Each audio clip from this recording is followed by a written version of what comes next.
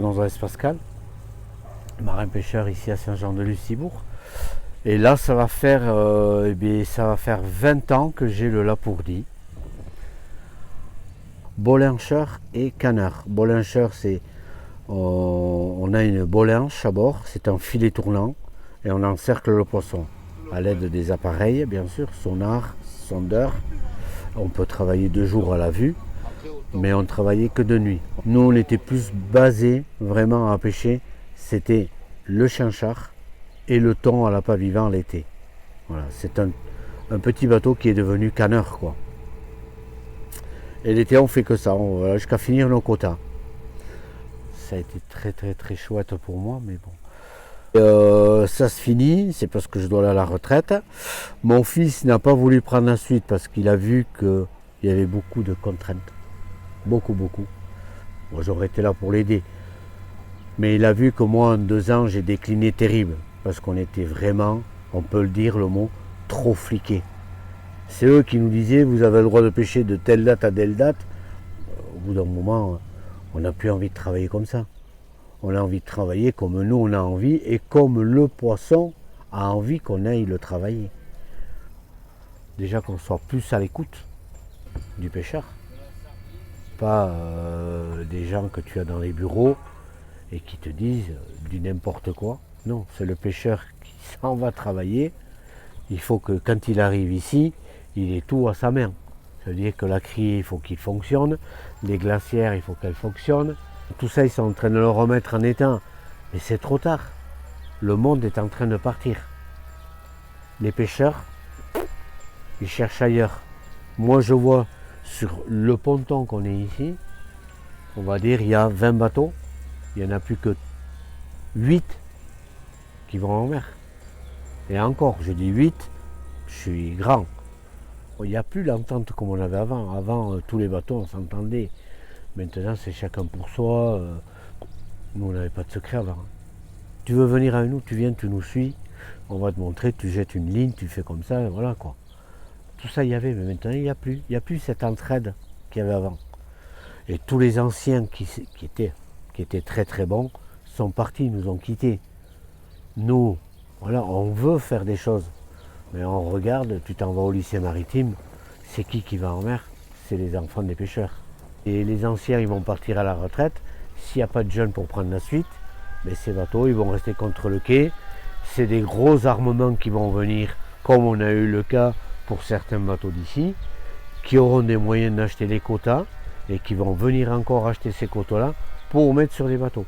Ça va rester toujours un grand nombre de quotas, on va dire un chiffre, je ne sais pas, je dis une bêtise, 50 ou 70% va rester sur l'un des bateaux.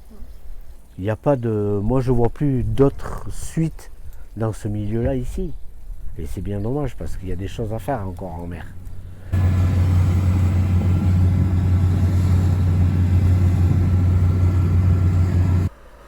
Et voilà, et j'ai vendu mon bateau à des jeunes d'ici. Voilà. J'ai eu des propositions par des gros acheteurs. J'ai pas voulu le faire. J'ai perdu beaucoup de sous. Mais dans ma tête, je suis plus tranquille. En fait, ce bateau, il va rester ici. Et le quota du bateau va rester ici. Moi, j'avais fait des propositions au lycée maritime. Voir si on pouvait pas faire quelque chose. Bon, c'est tombé un petit peu à l'eau. Parce qu'on n'a pas insisté. C'était pour apprendre à travailler à la ligne. Parce que c'est un ligneur. Apprendre à manœuvrer. Ça s'est pas fait. Mais un bateau comme ça, il faut qu'il reste ici. Il faut que ce soit des jeunes qui le prennent. Mais il n'y a pas d'aide. Il n'y a plus de poissons comme avant. Il faut les jeunes, il faut les motiver. Qui les motive? Il n'y a plus rien pour les motiver. La gouvernance, il y a beaucoup à parler de... Parce qu'eux, ils font rien pour nous. Et vous allez de l'autre côté, on n'est pas loin, on est à la frontière espagnole. Ils font tout pour la pêche. Nous, ici, c'est un peu, on va dire entre guillemets, l'agriculture. Pas beaucoup. La pêche, encore moins. Alors, c'est de là où on peut se réunir et on pourrait faire quelque chose de costaud. Moi, mon bateau, quand je l'ai fait, j'ai mon mécanicien qui est venu me voir, il me dit, écoute, est-ce qu'on peut faire un truc? C'est travailler avec, comme il travaillait avant, dans le temps, avec les paysans. Et ce bateau, il a navigué pendant 4 ans à l'huile végétale pure, ça veut dire avec de l'huile tournesol. Nous, on avait dit de temps à temps, 4 ans, et après on n'a pas eu de suite avec l'État, qui aidait les pêcheurs bien sûr à faire ça. Je serais d'accord pour qu'on les revoie, qu'on en rediscute, qu'on fasse plein de choses. Il y a certaines espèces qui disparaissent, c'est clair. Nous, on a travaillé pendant des années, on n'a pas été que nous, on a été, en tout, on a été jusqu'à 20 bateaux à travailler le Chien-Char toute l'année. À force, bien sûr. Plus les autres bateaux, parce que le Chien-Char, il n'est pas que ici, il y en a de partout. Et plus les autres bateaux et tout ça, c'est vrai qu'à la longue, ça disparaît. Mais si tu le laisses tranquille pendant, je vous dis une bêtise, 3-4 mois, qu'il ait le temps de se reproduire, ça y est, il a fait sa ponte, tu le laisses. Sachant qu'il y a de plus en plus de thon. Et quand tu vois que des gros chalutiers, ils en rejettent plus que ceux qui pêchent, ça fait mal aux tripes. Alors, est-ce qu'il n'y a pas moyen de faire quelque chose avec ces gros bateaux qui en ont énormément et en donner un petit peu à tout le monde pour que tout le monde puisse travailler? S'il y aurait cette logique-là, je pense qu'il y aurait des jeunes qui se relanceraient. Mais là, tu vois, tu dis à un jeune, eh bien, écoute, mon bateau il est à vendre, mais c'est dommage, il n'a pas de quota de thon. Ah ouais, mais je l'achète pour aller faire quoi? Depuis que les quotas ont été mis en place, ça a fait on va dire, une pagaille sur tous les bateaux.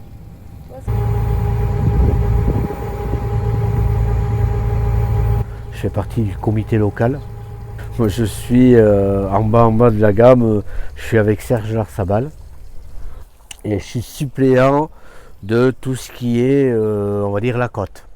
Donc après, je suis au port. Alors on va parler de la criée, on va parler de la machine à glace, on va parler des grues, on va parler des pontons, on va parler des fêtes de la Saint-Jean, comment ça va s'organiser. Voilà quoi. Dans les bureaux, je suis encore actif. J'ai mon mot à dire. Et tu vas continuer? Je pense. Jusqu'à qu'ils me disent allez, t'es trop vieux, va-t'en. Non, dès qu'on a quelque chose à dire. Après, si c'est pas trop gênant, que ça ne mette pas certains politiques et tout ça, ils nous écoutent. Mais moi, comme j'ai une mauvaise langue, je dis ce que les gens passent tout bas ici, je le dis très haut. Moi. Il y a plein de choses qui les gênent. Quand tu vas leur dire, mais qu'est-ce que vous avez fait pour leur port? Pour le port, ils te disent, eh bien si, on est en train de faire les choses. Mais non, vous n'avez rien fait.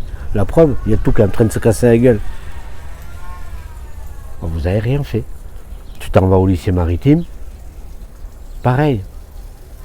Qu'est-ce qu'on peut faire, nous, anciens pêcheurs, pour aider le lycée, pour motiver les jeunes à venir à la pêche? On ne sait pas. Il y a plein de choses à faire. Mais, voilà. C'est le mot, on ne sait pas. Il faut les booster. Il y a plein de choses à faire. Mais tout à l'heure, tu me dis que tu ne savais pas. C'est quoi les choses à faire? Il y a plein de choses, mais je ne peux pas le développer comme ça. C'est que nous, en tant qu'anciens, on est pris à reprendre les bateaux et à amener les jeunes et à les... Voilà. On peut le faire. Tu connais d'autres anciens comme toi? Oui, il y a Didier Martinez. Après, il y en a plein. Il y a eu plein d'anciens qui ont voulu le faire. Avant, ici, vous voyez, de l'autre côté, c'était le banc qu'on appelait ça, le banc des vieux. Ils se mettaient tous là-bas à critiquer les bateaux qui rentraient, qui sortaient, tout ça, ou à dire, tiens, mais putain, pourquoi on ne ferait pas ça, pourquoi ceci, pourquoi cela? Au bout d'un moment, tu leur dis, mais attends, vous avez plein d'idées, venez avec nous et dites-nous. Mais il y a plein de choses à faire pour les jeunes. Et tu penses que les vieux, entre guillemets, peuvent aider les jeunes là? Oui, on n'a plus envie. Moi, je dis que oui, mais tu arrives en stage, t'expliques un truc à un jeune qui sort du lycée, il t'envoie paître. Les jeunes ne suivent plus, ils ne suivent plus. Les jeunes maintenant, qu'est-ce qu'ils veulent? Voilà, ils veulent avoir leur portable, ils veulent gagner des sous de suite, et puis pas qu'une somme. Nous on a commencé, c'était des petites sommes. Et ça, quand tu leur expliques, ils ne te croient pas, ils te disent, mais attends, mais t'as un bateau. Oui, mais j'étais le chercher. Celui-là, j'étais le chercher. Depuis l'âge de 14 ans, je suis en mer. Toi, t'en as combien? T'en as 22, 23, 24.